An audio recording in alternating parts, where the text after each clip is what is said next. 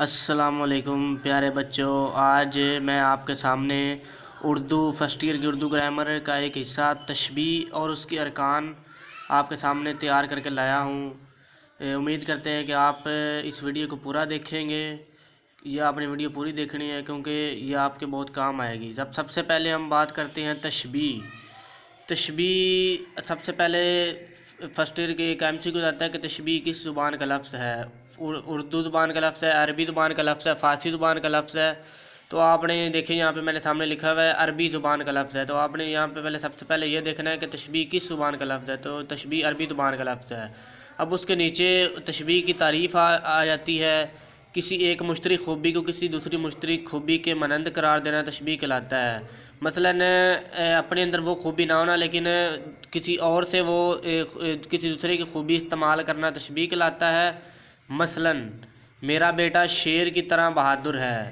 اب جو ایک ماں ہے وہ اپنے بیٹے کو شیر کی طرح بہادر قرار دے رہی ہے، مطلب شیر بہادر ہوتا ہے تو وہ شیر کی طرح اپنے بیٹے کو بہادر قرار دے رہی ہے۔ اس طرح اور ایک اور مثال ہے، پانی برف کی طرح ٹھنڈا ہے۔ اب یہاں پہ پانی کو برف کی طرح ٹھنڈا سے مطلب برف سے تشبیہ دی گئی ہے، پانی کو برف سے تشبیہ دی گئی ہے۔ اب دوسرے نمبر پر آ جاتے ہیں تشبیہ کے ارکان۔ تشبیہ کے ارکان کی تعداد 5 ہے۔ تشبیہ کے ارکان درج ذیل ہیں۔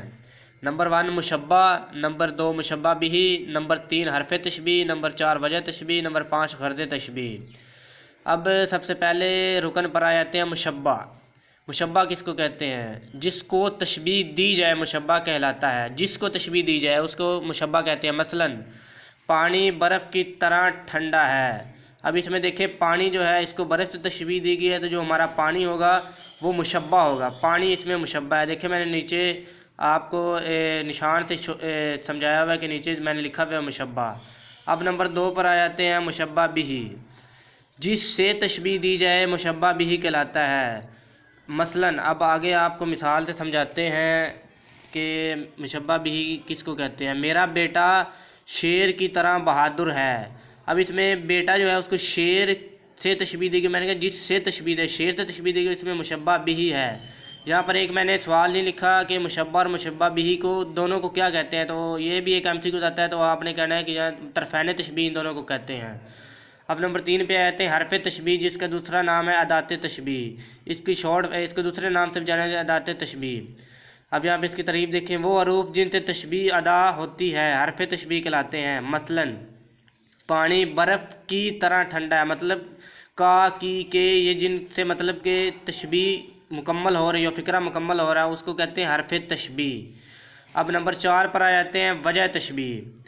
وجہ تشبیہ سے مراد وہ خوبی ہے جس کی بنا پر مشبہ اور مشبہ بہ سے تشبیہ دی جا رہی ہو۔ مثلاً شیر کی طرح بہادر میں وجہ تشبیہ مطلب جو جس وجہ سے اس کو تشبیہ دی جا رہی ہے وہ شیر کی بہادری ہے، اسی طرح اس میں وجہ تشبیہ بہادری ہے۔ نمبر 5 پر آ جاتے ہیں غرض تشبیہ۔